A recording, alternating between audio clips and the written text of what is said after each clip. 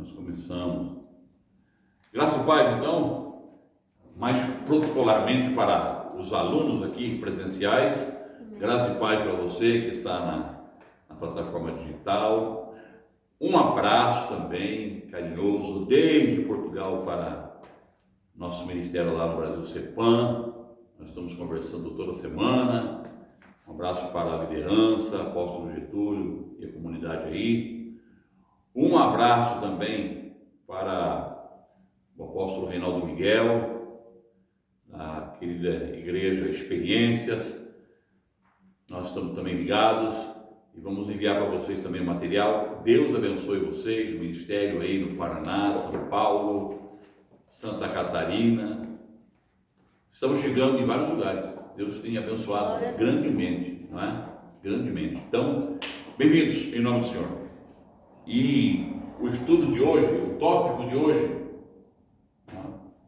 da nossa disciplina, a autoridade, a verdadeira autoridade e submissão, a verdadeira autoridade e submissão, ou verdadeira autoridade e submissão. O tópico de hoje nós vamos desenvolver desde a página 13 à página 16, aí do livro, tá bem? Página 13 à página 16. E o tópico, em síntese, não é?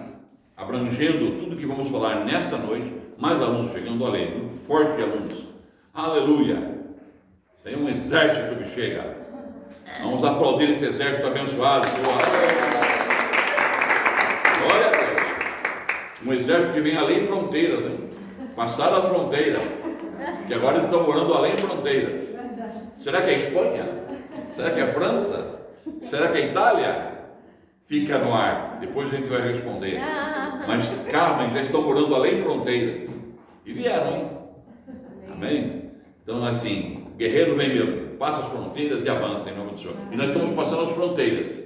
Então, nós estamos aí nas fronteiras do Rio Grande do Sul, nas fronteiras do Paraná, nas fronteiras de Santa Catarina, de São Paulo. Irmãos, Deus está trabalhando. Então, a classe que os discípulos de Jesus querem enviar um abraço forte, um shalom bem abençoado lá para o pessoal do Brasil, respondam com forte amém. Amém! Amém, olha, maravilha! Então vamos, sem delongas, 1 hora hoje, temos 60 minutos para a aula, já está atrasado, em 60 minutos para desenvolvermos a aula de hoje. Vamos lá, quem não tem ainda o material, não adquiriu o material, está aqui, ó. Alguém não adquiriu ainda o material? Para acompanhar? Qualquer coisa, dá um sinal para a esposa aí, ela entrega nas suas mãos. Então vamos começando então, aqui da Emília, página 13, o verdadeiro motivo da queda, que é o tópico de hoje que vamos estudar. O verdadeiro motivo da queda. Queda do quê? De cabelo? Qual é o verdadeiro motivo de uma queda de cabelo?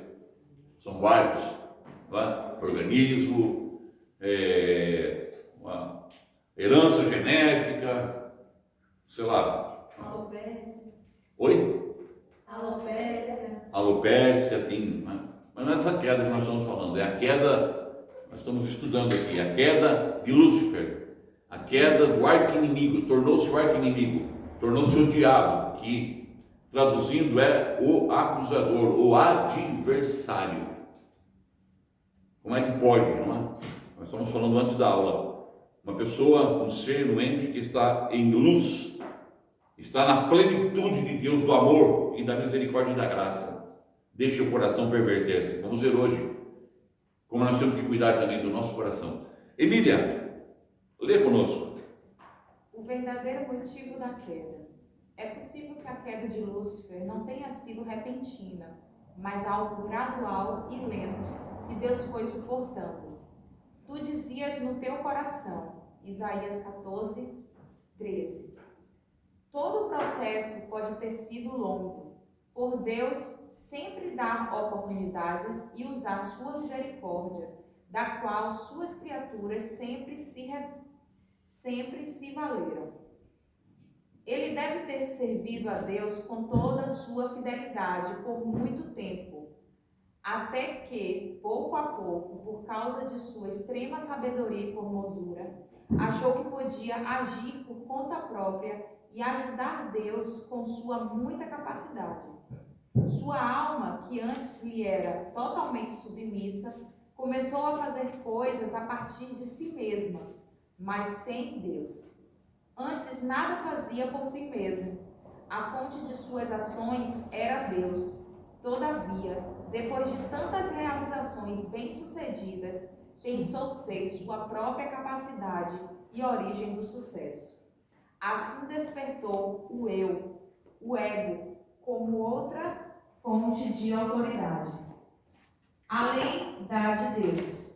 Sua alma já não era dependente de Deus, como quando fora criada, o que resultou numa vida autônoma que expressava então seu ego. A fim de se estabelecer como fonte autônoma de autoridade, Satanás precisou de uma base de razão e argumentação, e para conquistar seguidores, usou seu poder de convencimento e barganha. Na multiplicação do teu comércio, se encheu o teu interior de violência, e pecaste, pelo que te lançarei, profanado, fora do monte de Deus, e te farei perecer, ó querubim da guarda, em meio ao brilho das pedras. Ezequiel 28:16. Amém? Então temos aqui o autor desenvolvendo todo o enredo da queda. Toda a situação, não sei se vocês já assistiram, eu com 6 décadas, né, de vida, eu já assisti várias situações em que pessoas vão no auge. A gente que acompanha aí a história de artistas, atores, músicos, enfim, empresários, pessoas que se destacaram e que subiram como um cometa e estiveram aí no mais alto do status de uma pessoa. De repente, uma situação desaba. Estava lá em cima, galgou lugares, esferas altíssimas. De repente, um escândalo, uma situação faz com que a pessoa vá abaixo. Eu conversava todo dia com a esposa, juntamente com meu filho, de uma das coisas que foi um dos maiores escândalos no esporte. Por exemplo, no esporte olímpico, que foi aquele canadense, o Ben Johnson. Quem se lembra do Ben Johnson? Aquele corredor, ele fazia os 100 metros, acho que ele era 100 metros e 200 metros. Ele era recordista, a capacidade dele, ele parecia um monstro, um cavalo. As coxas, a estrutura dele física era extraordinária. Ben Johnson, vocês vão lembrar, os mais antigos aqui, um pouquinho mais. Eu sei que eu estou numa classe de muitos jovens, mas aí pelos anos 90, ele era tremendo. Os 100 metros ele batia, aí começaram a desconfiar que era muito. Era uma velocidade acima de um humano, por mais treinado que fosse. E ele guardou aquilo e de repente veio um escândalo. Um exame de doping, ele é pego. E já há muito tempo que ele usava droga drogava o seu corpo, dopava para poder bater os recordes. Ganhou medalhas de ouro, medalhas. O Comitê Olímpico tirou todas as medalhas dele e todo o dinheiro que ele tinha ganho através do esporte. Foi 8, do 80 ao 8. Foi do máximo ao mínimo. Que tristeza. Por causa do quê? Guardar, ocultar ou tentar por outras vias conquistar o êxito, o sucesso, conquistar a autoridade, conquistar o olhar do mundo para com ele. Só que foi um dia flagrado e aquela glória que tinha desabou em um exame. Acabou tudo. Isso nos ensina E o autor diz justamente por isso que Satanás, Lúcifer, esse anjo de luz, o Senhor misericordiosamente foi, né, com amor, dando tempo ao tempo, lá nas eras mais primitivas, na dimensão de espaço-tempo que nós não temos ideia, não há ideia, porque até então não havia a primeira criação que nós falamos aqui, havia a criação espiritual dos anjos e seres e entes que faziam parte de um outro conjunto de criação. Então espaço-tempo era algo do conceito, talvez, da criação muito diferente da nossa. Então foram eras, milênios, milhões, talvez bilhões de anos no nosso entendimento. E ele foi alimentando o seu ego. E eu até deixei essa divisão aqui, que era, né, o primeiro tópico aqui, a primeira divisão de tópico, a Emília vai, com o microfone, ler para nós, a gente vai desenvolvendo aí, aquilo que está em Isaías, né? Disse no seu coração, não foi isso que o autor está dizendo aí? Ele disse, concebeu no seu coração, disse no seu coração, a voz do coração, a voz da consciência, a voz do ego, a voz da emoção, disse no seu coração. Quanta enganoso é o coração do homem, quantas vezes a voz do nosso coração, ela nos engana. Vamos ouvir aqui então a divisão do tópico, o verdadeiro motivo da queda. Primeira divisão, Emília. Unção, subestimação, presunção, rebelião. Unção, subestimação, presunção, rebelião. E assim que as coisas acontecem. Ele era ungido, diz o texto, tanto em Isaías 14 como em Ezequiel 28.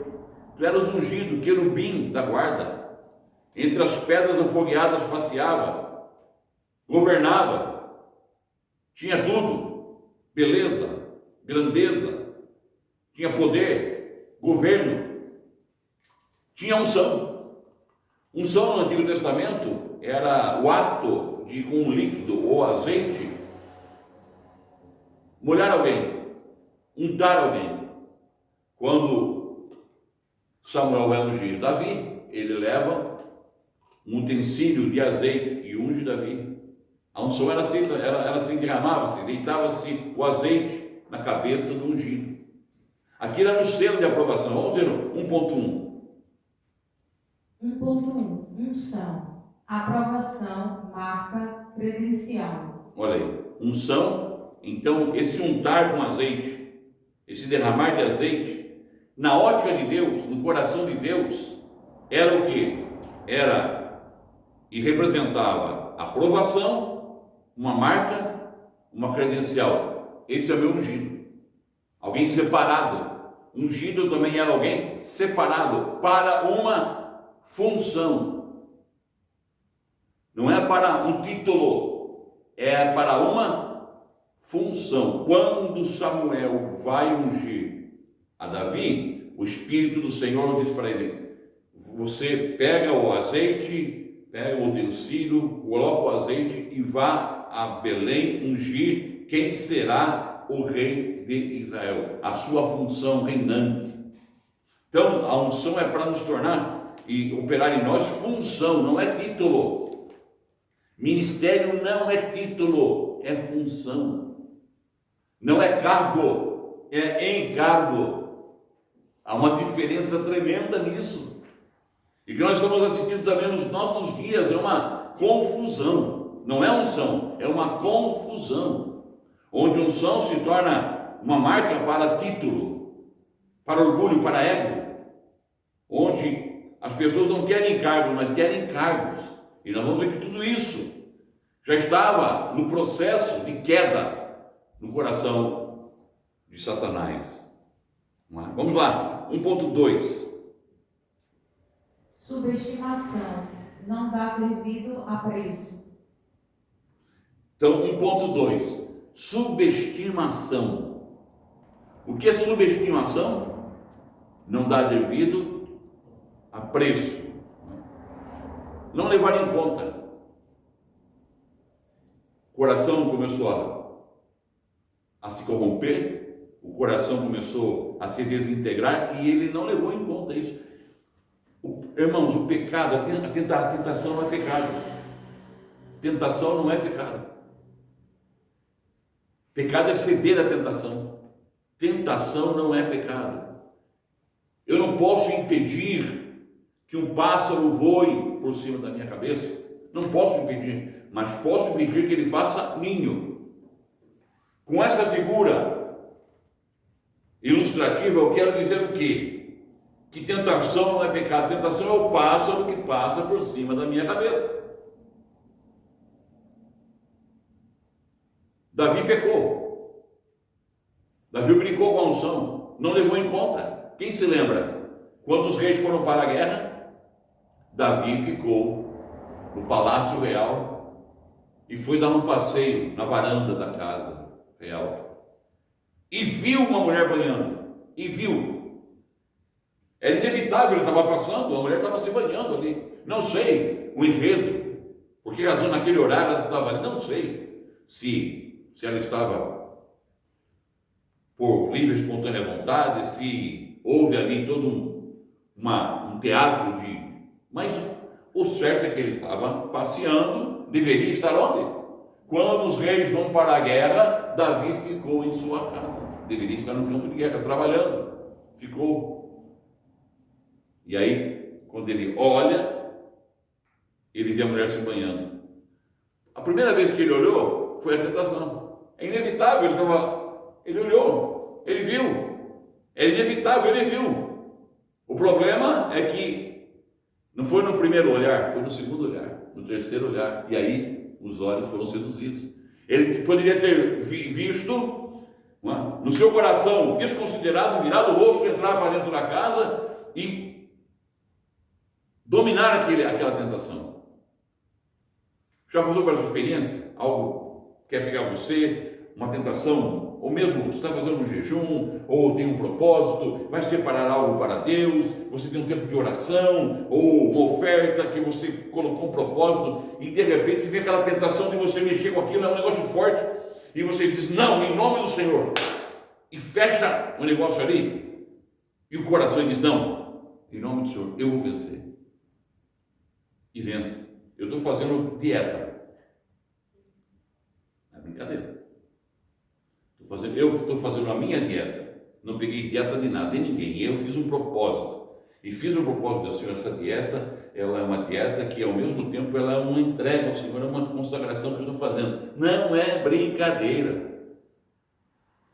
Hoje nós não vamos ter vontade de fazer um negócio e eu falei, não, mas é quebrar, mas não vai dar, porque depois eu tiro o atraso aqui, eu faço a minha, entendeu? Eu faço a minha gestão, mas disse não, e eu pisei firme e falei, não vou ceder. Peguei um copo d'água, tomei, fiz o estômago, vou fazer uma leitura assim. E aí, Felipe, em nome do Senhor, jovens, quantas tentações temos? E aí você vai cedendo, e aí começa a girar a queda. Então, tentação não é pecado. Tentação, entenderam? É o pássaro passando por cima da minha cabeça. Agora, se eu deixar ele fazer ninho, aí o estrago é grande. Por isso, essa disciplina é muito importante. Não é?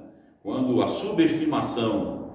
Então, unção, quando ela começa a virar subestimação, você não começa a dar devido apreço, não levar em conta. Isso aconteceu com um rei que era antes de Davi. Quem se lembra do nome dele? Saul. Saul não levou em conta. Começou a fazer da unção que ele recebeu uma subestimação. Sacrificou, desobedecendo a Deus. Não esperou no tempo de Deus. Se orgulhava de ser o homem mais destacado na sua nação, se destacava na beleza, na estatura, na força. Tudo isso foi subestimando o perigo de subestimar. Eu posso, aconteça, eu faço, ninguém vai ver, não tem problema, Deus não leva em conta, é um negocinho aqui, é um enganozinho ali, é um pecadinho acolá, e de repente, amado, isso vai criando, são pequenos elementos que vamos construindo o ninho. E o pássaro começa a se alojar. E quando menos percebemos, vai para o terceiro ponto. O que acontece? 1.3, Emília. Presunção, egocentrismo, falta de modéstia. E aí vai para a presunção, egocentrismo, falta de modéstia. Aí Satanás começa a ter o egocentrismo, começa a olhar para si mesmo, egocentrismo. A gente fala muito sobre idolatria, combate a idolatria. Nós evangélicos gostamos de bater forte na idolatria, mas há um pior pecado que idolatria, que é a egolatria. A egolatria é pior do que a idolatria. Por quê? Idolatria é aquilo que o Senhor diz: não farás para ti imagem de escultura, e nem servirás a ela, se dobrarás a ela, prestarás culto a ela, a um objeto feito por mão humana. Agora, pior do que um objeto feito por mão humana é um objeto construído pelo ego, que é um ente que nós começamos a construir dentro de nós, que não é nós mesmos. E quem é que está por trás dessa inspiração? Satanás. E aí ele começa a ter presunção no seu coração, sentimento egocêntrico. Começou a faltar nele a modéstia, o reconhecimento. Isso acontece muito, irmãos, quando começa a ter a ingratidão em nosso coração. Hoje de manhã eu estava andando aqui na Maia e comecei do nada, um pensamento veio de gratidão. Senhor, obrigado, Pai. E lembrei, fui lá para o passado, o tempo da minha conversão, por exemplo, e eu comecei a rebobinar um filme, repaginar, e comecei a perceber como é importante as pessoas que me ajudaram. Nós não somos um ser em si mesmado, nós não somos enfim nós mesmos, nós somos sempre um trabalhar de Deus na vida de alguém em nossa vida. Deus sempre usa alguém trabalhar em nossa vida, que abre uma porta de trabalho, que abre uma oportunidade. Por exemplo, eu não poderia estar em Portugal se alguém não fosse tocado por Deus e me fizesse um convite para vir a Portugal. Alguém abriu a porta. Sim, Deus estava em todo o processo, mas Deus usa elementos no processo. E sou eternamente grato a Deus, porque através desta porta, desta pessoa, dessa forma de Deus trabalhar, eu estabeleci meu ministério em Portugal. E até hoje estou. Essa pessoa não está mais aqui. Muitas pessoas que começaram comigo não estão aqui. Aliás, eu tenho a certeza do que estou dizendo. Eu sou dos que vieram nessa primeira leva, o único que permaneceu aqui em Portugal, que veio como chamado para esse trabalho. Passaram muitos que não ficaram, voltaram, vontade de Deus, tempo de Deus, situações particulares, enfim. Não vamos entrar no mérito da questão, mas eu dou graças a Deus, porque em todas as lutas, revés e dificuldades que só Deus sabe que eu passei, permaneci, mas não posso presumir. Não, eu falo, tá vendo, irmão? 32 anos que eu cheguei aqui, glória a Deus, aleluia, porque eu faço, eu já vi, já caí, já levantei, já vi pessoas, e fazer todo uma novela em cima disso, não. Menos manter, né, a nossa modéstia. Manter a modéstia, Senhor, me ajuda. Manter a humildade, Senhor. Bonani, fica no seu lugarzinho aí. E sou grato a Deus, né? Uma das pessoas aqui, estou indo lá para o sul. Caminhamos juntos, trabalhamos juntos aqui. Muito trabalho. E foi muito trabalho. Mas graças a Deus, até aqui nos ajudou o Senhor. E da presunção que havia no coração do nosso arqui-inimigo, houve um outro processo, que é o quê? Então, unção, mais subestimação, mais presunção, Emília. Unção, perdeu a unção, subestimação, mais presunção é igual ao quê? Acontece o quê? Rebelião. Oposição, resistência, insubmissão. Rebelião é oposição, resistência, insubmissão. E aí isso começa a acontecer no coração de Lúcifer. Isso também há personagens na Bíblia, no Antigo Testamento e no Novo também, que tiveram isso no coração. Quem se lembra de Sansão? Juízes 16, campeão de Deus, nazireu, tinha o cabelo comprido, a unção estava no cabelo dele.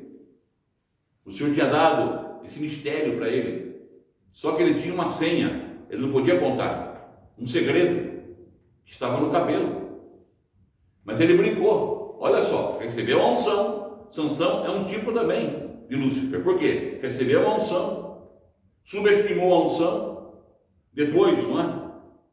Teve presunção da unção e virou em rebelião, porque ele conta o segredo para Dalila. E Dalila vai lá e corta o cabelo dele quando ele dorme. E há ali em Juízes 16, 20, se a minha memória não traz, vou consultar, por favor. É até bom esse texto, é bom lermos. Juízes 16, 20, ali tem um momento em que a Emília, Dalila corta o cabelo dele, onde estava concentrada a unção dele, onde estava concentrado o poder dele, o poder que Deus tinha dado, tinha um segredo, era no seu cabelo. Ele tinha consagrado a sua vida, sua mãe e seu pai consagraram ele, dizendo, ele vai ser o nazireu. Deus o escolheu para governar, para ser juiz de Israel. Por tempos ele governou, mas ele não ouviu a voz da sua mãe, não ouviu a voz do seu pai, casou com mulheres, se envolveu com mulheres que não poderia se envolver, uma delas de uma outra nação, e aí se corrompeu. Olha o que diz aí Juízes 16, 20. Então ela chamou Sansão. Sansão, os filisteus vêm sobre você. Ele acordou do sono e pensou: escaparei como antes e me livrarei deles. Não sabia, porém, que o Senhor o tinha deixado. Os filisteus o prenderam, furaram os olhos e o levaram para Gaza. Olha aí. Dalila gritou: olha, os filisteus estão vindo aí. Fez um filme, uma novela. E ele levantou-se e disse: isso aí para mim é fichinha, não é café pequeno. Como dantes, vou destruir todos eles. Olha a presunção, olha a subestimação, olha aí a unção que foi embora. E esse texto é um dos textos que eu mais tenho medo. Há uma versão que diz assim: porque o Espírito do Senhor, eu gosto dessa versão, o Espírito do Senhor tinha se retirado dele, ele não sabia. Ele não sabia. Corremos o risco de trabalhar na carne. Corremos o risco, meu amado irmão, de perder a unção, ficar na subestimação, ficar aí na presunção, tornar em rebelião e perdermos a unção do Senhor. Deus não se brinca. Então que Deus tenha misericórdia de nós hoje, não é? Outro também que nós mencionamos aqui, que também está em 1 Samuel 16, capítulo 16, que foi Saul. 1 Samuel capítulo 16 também fala, vamos ler também, é importante, 1 Samuel 16, no verso, esposa, leia aí, no verso 14, 1 Samuel 16, pegando o microfone aí, o crente também gosta, a unção não está no microfone não, amém? O microfone é só para aumentar o volume da nossa voz. O Espírito do Senhor tinha se retirado de Saul e um mau espírito procedente do Senhor o atormentava. O Espírito do Senhor tinha se retirado de Saul. Olha aí. Agora, Jesus disse que a casa não fica vazia. A casa não fica vazia. Retirou um espírito, entra outro. Satanás perdeu o espírito da graça. Entrou o espírito da rebelião. Esse é perigoso. Vamos lá continuar a leitura então? Só para relembrar vocês, tá bem? Unção, então, a unção significa, Emília, unção, aceitação, aprovação, submissão. Quem é ungido é aceito pelo Senhor. Quem é ungido é aprovado pelo Senhor. Quem é ungido é submisso ao Senhor. Quem é ungido é promovido pelo Senhor. Unção é aceitação, aprovação, submissão, promoção. Agora, rebelião é rejeição, reprovação, insubmissão, e aí queda, humilhação. Ali, tá vendo? Ok? Continuemos a leitura, página 14. E agora quem vai ler? A Luciene. Comércio. Comércio implica troca. Portanto, Satanás deve ter oferecido benefícios e poder em troca de apoio. Isso ficou evidente quando Jesus foi tentado pelo diabo. Levou ainda o diabo ao monte muito alto. Mostrou-lhe todos os reinos do mundo e a glória deles. E lhe disse: tudo isto te darei, se prostrado me adorares. Mateus 4, 8, 9. O versículo indica, em primeiro lugar, que Satanás realmente havia recebido de Deus autoridade sobre o primeiro mundo e, uma vez lançado para a terra, usurpou os reinos do mundo. Em segundo lugar, revela seu modo operacional, o comércio. Prometeu dar a Jesus todos os reinos do mundo e a glória deles, mas em troca exigia submissão. Toda vez que alguém não se sujeita à autoridade de Deus e quer estabelecer a sua, ele precisa conseguir um grupo de seguidores por meio de arrazoamentos e, depois, por meio de promessa de cargos e benefícios, para satisfazer a ambição dos adeptos. Esse é o princípio de conduta de Satanás. Foi assim que ele conseguiu um terço dos anjos em sua rebelião contra Deus. Os anjos que o seguiram caíram em sua própria missão e insatisfação. Tomar o reino com intrigas. Nas profecias de Daniel, fala-se de um homem vil que, em tipologia, prefigura o anticristo. Ele teria sido Antíoco Epifânio. Depois, se levantará em seu lugar um homem vil, ao qual não tinha dado a dignidade real, mas ele virá caladamente e tomará o reino com intrigas. 11:21. Página, então? 14, né? 15. 15. Ok. Tá bom, hein?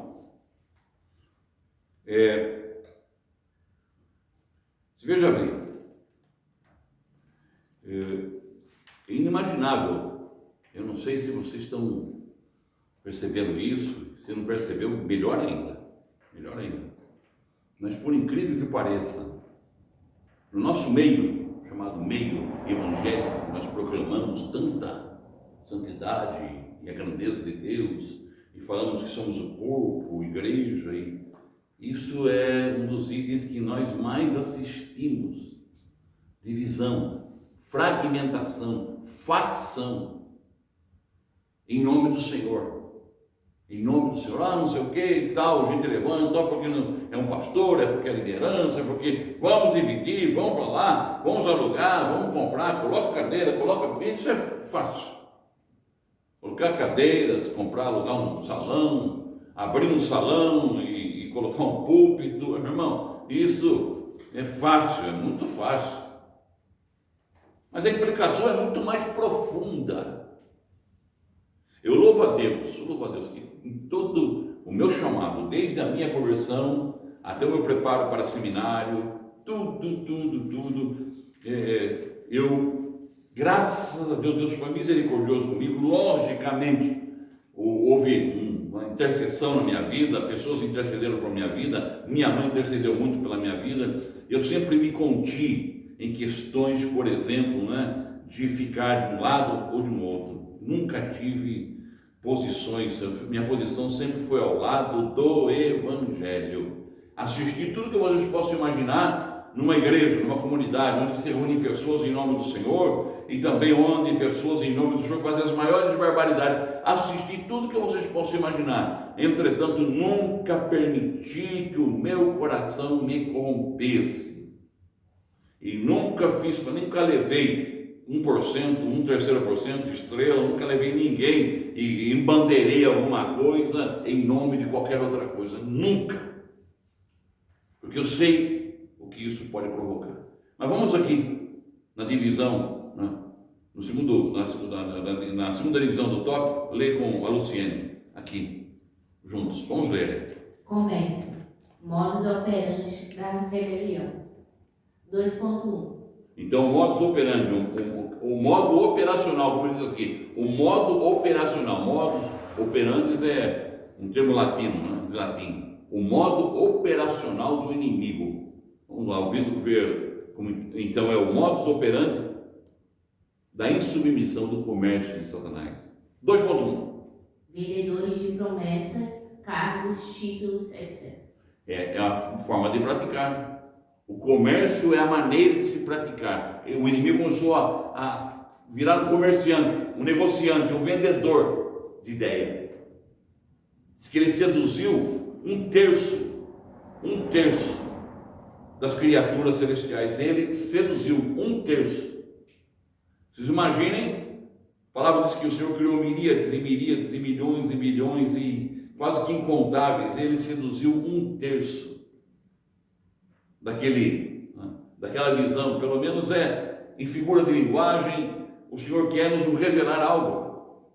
Nós não temos a ideia, Felipe, não dá para ter ideia da dimensão do estrago. Mas o comércio dele começou a praticar a insubmissão, começou a gerar esse trabalho de vender a ideia. Você aí, isso é bom. O chefe aí, parece que ele não liga para nós não. Vamos ser melhor do que ele. Está muito monótono o negócio. Precisamos inovar. Precisamos avançar. Precisamos crescer. E aí, meu querido, minha querida, começou a ser comercializada uma ideia insubmissa, não é? Que nasceu onde? 2.2. O querubim ungido inicia sua queda. Sua queda, sim. 2.2, não é? Isso. O querubim. O querubim ungido inicia sua queda assim. O querubim ungido inicia sua queda assim. Sabe por quê? Ego. Começou a alimentar o ego. E ele tenta pelo ego. Tentou o nosso próprio Jesus. Nós vemos aí Mateus capítulo 4, verso 9. Olha, se você prostrado me adorar, eu te darei tudo, porque foi me dado. Eu tenho autoridade para isso. Então Jesus também foi tentado. A insubmissão, a rebelião, porque ele queria também vender a ideia para Jesus. E ele continua trabalhando desse jeito. Vender a ideia. Que Deus nos livre de uma comunidade com vendedores de ideia. A única ideia que prevalece é do Senhor Jesus Cristo. Só Ele é Senhor. Não, irmãos, nunca entrem, não entrem. Eu escuto um conselho de alguém que nunca entrou e nem entrarei. Em qualquer situação. Não preciso defender título, não preciso defender posição, nem ego, nem doutrina, nem valores.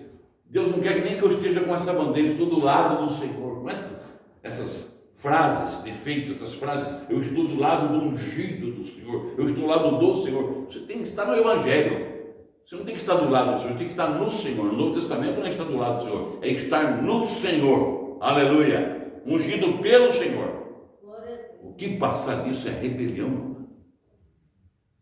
Com rebelião, com aspecto, com tentativa de unção. Deus não unge atitudes rebeldes. Deus não santifica aquilo que é profano. Precisamos ter cuidado. O inimigo começa, Luciane, justamente nesse ponto que culmina no ponto 2, 3 aí. É a tentação do ego. Mateus 4, 1, 11. A tentação do ego. Quem lê Mateus capítulo 4, versículos 1, 11, vai ver Jesus. Olha lá, Jesus ficou 40 dias sendo tentado no deserto. Por 40 dias não comeu. Ao final de 40 dias teve Jesus fome. E Satanás se apresentou diante dele e disse: olha, se tu és filho de Deus, e aí a gente conhece tudo isso. E termina com Jesus dizendo para Satanás: Satanás, vai-te embora, arreda-te, porque só o Senhor Deus adorarás e só a Ele prestarás culto. Esse tem que ser na nossa coluna: só adorar o Senhor e só prestar culto a Ele, porque rebelião sempre culmina no culto ao ego, no culto ao homem, no culto à igreja, no culto à doutrina. Que Deus nos guarde. Amém, queridos? Amém. Vamos continuar a leitura agora, o verdadeiro motivo da queda, nós estamos entrando. Agora, tomar o reino com intrigas. Quem vai ler? Olha aí, quem vai ler é Júlia. Amém? Tomar o reino, página 15. Tomar o reino com intrigas. Nas profecias de Daniel, fala-se de um homem, viu que, em tripologia, prefigura o anticristo. Ele teria sido Antíoco Epifânio. Depois se levantará em seu lugar um homem vil, ao qual não tinha dado a dignidade real. Mas ele virá caladamente e tomará o reino, com intrigas. 11:21. Essa passagem registra o período final do Império da Grécia. Fala sobre as várias lutas entre os reinos do sul, os Ptolomeus do Egito e os do reino, os Seleucidas da Síria. O homem vil seria do reino do norte. A profecia prossegue. As forças inundantes serão arrasadas diante dele, serão quebrantadas como também o príncipe da aliança. Apesar da aliança com ele, usará de engano, subirá e se tornará forte com pouca gente. Virá também caladamente aos lugares.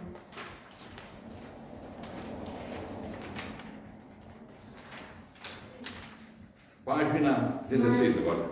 Mais férteis da província, e fará o que nunca fizeram seus pais, nem os pais de seus pais. Repartirá entre eles a presa, os despojos e os bens, e maquinará os seus projetos contra as fortalezas, mas por certo tempo. Versículos 22 e 24. A outra característica de Satanás é causar intrigas. Isso faz parte de táticas militares para se tornar um rei. Nós vemos aqui, falamos na aula passada, não sei se nós falamos isso ou numa aula retrasada, até acho que foi o Vitor que me falou que estava lendo o livro, né? A Arte da Guerra. Olha aqui, a outra característica de Satanás é causar intrigas.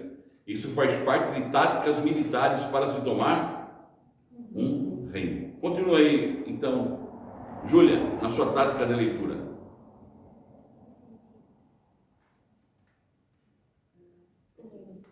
Quando tudo está sob o governo de Deus, o resultado é paz e harmonia. Todavia, para desestabilizar sua autoridade, Satanás usa esse meio torpe para causar confusão, gerar inimizades e desconfianças. A característica divina é produzir a paz. Por isso, a sétima bem-aventurança de Mateus 5, proferida pelo Senhor Jesus, é: bem-aventurados os pacificadores, porque serão chamados filhos de Deus. Por onde quer que passemos, devemos gerar um rastro de paz, nunca de intrigas. Amém. E eu vou dizer uma coisa assustadora para vocês. O mundo jaz no maligno. Assustador, por quê? Não é assustador para você ficar com medo. Como orou muito bem hoje a Emília. Senhor, nós quebramos todo espírito que vem contra nós, que quer meter o medo, quer nos oprimir. Porque Deus não deu espírito de medo para nós. Segundo ele, Timóteo capítulo 1, verso 7. Mas de poder, amor e mente sóbria. Mas, pasmem, o mundo vive, e eu vou ser ainda bem generoso na minha avaliação, 90% da humanidade, desse mundo, desse sistema mundano, é rebelde, rebelião. Isso está no trabalho, na família, nas intenções. A gente tem que parar e pensar: Senhor, tem cuidado do meu coração. Toda vez que eu uso, amado, de alguém para benefício próprio, eu estou no princípio da rebelião. Toda vez que eu penso em galgar uma função, galgar uma posição e usar uma pessoa de trampolim para que isso aconteça, meu coração já está pervertido. E é o que nós mais vemos na sociedade. Você vai encontrar isso na escola, no trabalho, enfim, em todos os segmentos da sociedade, nós temos a rebelião saturando. Por isso Jesus dizer: o mundo jaz no maligno. Então cabe a nós ser um contrafluxo. Cabe a nós dizer, Senhor, por favor, que o meu coração seja um coração despojado. Deitar à noite e agradecer, Senhor, independente, amado irmão, daquilo que nós ouvimos em primeiro lugar, que não haja em nosso coração presunção, subestimação, rebelião, que ninguém nos faça comércio. Oh, olha aí, Ricardo, você tem até altura de pastor em voz, até de pastor. Olha, quantas vezes eu ouvi isso? Ninguém te vê, ninguém te dá valor, nós temos tantas coisas. Amados, eu era novo convertido, eu já saí a evangelizar, depois fui para o seminário, e Deus começou a me dar graça. Eu tive pessoas que vieram no meu ouvido, pessoas que eu jamais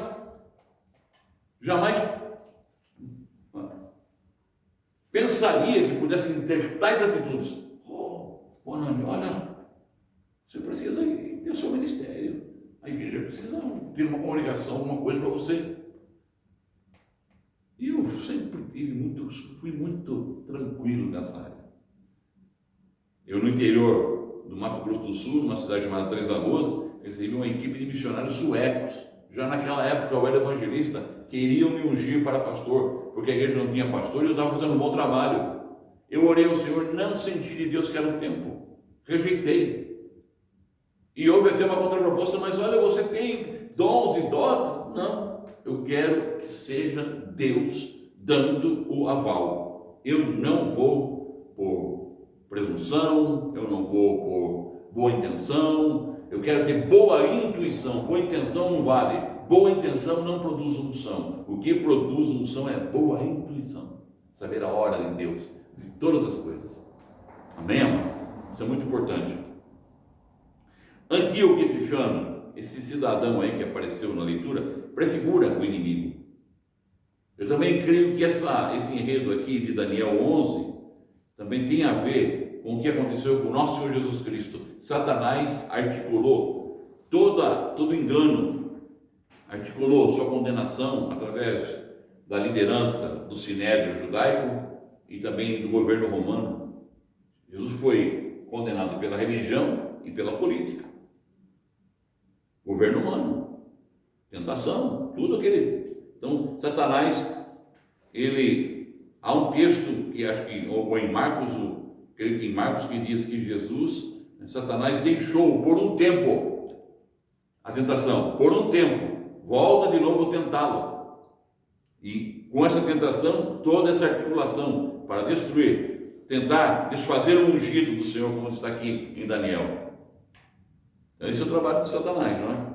Então, esse Antíoco Epifânio aí era um grego macedônico que vem depois de Alexandre, e ele foi um homem, teve uma duração curta seu governo, mas ele fez muito estrago. Também Satanás pensa que vai ter uma duração longa, vai ser eterno, mas pode fazer estrago, mas um dia a conta vem.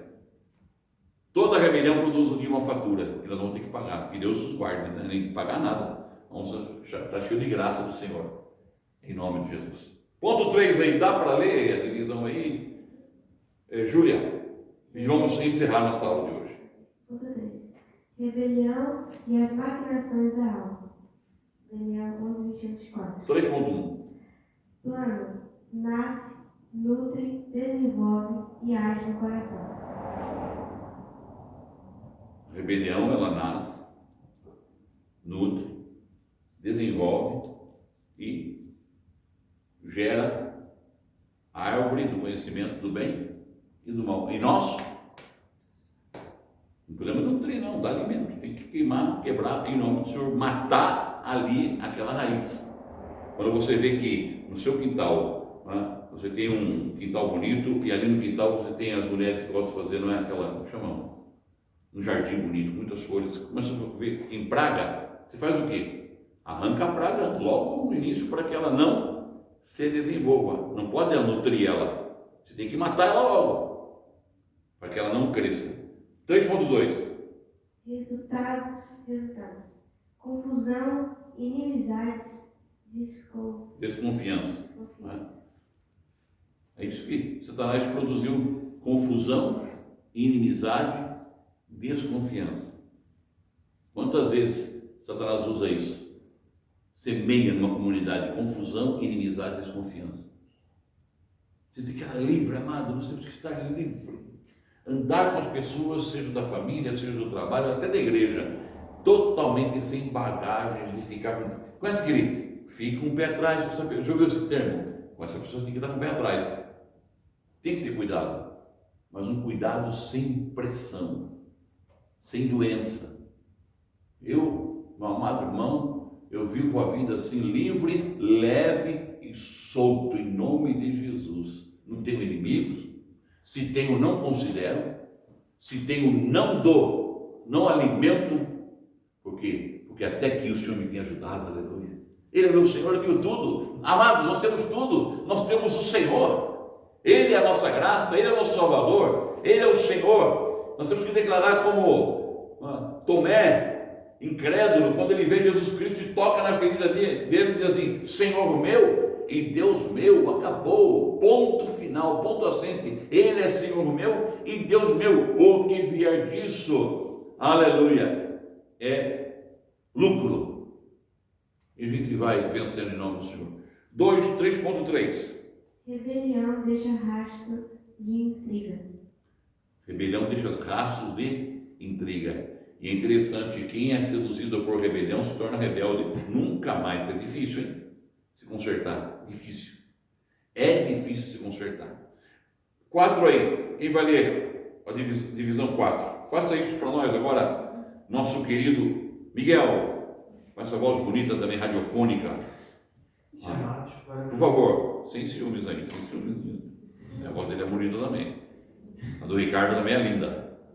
Todos têm. Não, é você mesmo. Chamados para promover a paz. 4.1. Comercializar a paz. 4.2. Bem-aventurado. Olha, então vamos lá. Como está aqui? Ponto 4.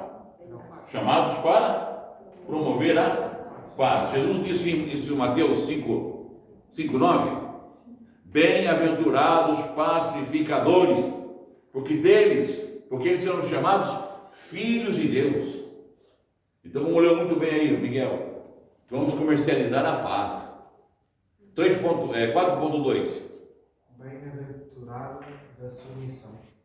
A bem-aventurança está meio apagado, né? A bem-aventurança da submissão. Hoje eu quis colocar verde aqui. Me inspirei no verde, mas parece que o verde não ficou muito bom. Tá bom? O preto fica bem melhor. Tá bom. Preto e branco no quadro. Entenderam, né? Mensagem. E 4.3. Que bênção ser filho de Deus, filho da paz. Amém. Que bênção ser filho de Deus, filho da paz. E terminamos a aula de hoje. Amém. Um abraço para os queridos lá do Brasil, CEPAM, Igreja Experiências com o Criador, queridos irmãos, pastores, ministros, irmãos que estão fazendo a nossa aula. Um abraço no seu coração. Deus abençoe ricamente. E os alunos, mais uma vez, vão responder responsivamente um amém para todos vocês. Amém? Amém. Deus abençoe. Graça e paz a todos. Estão liberados os demais alunos.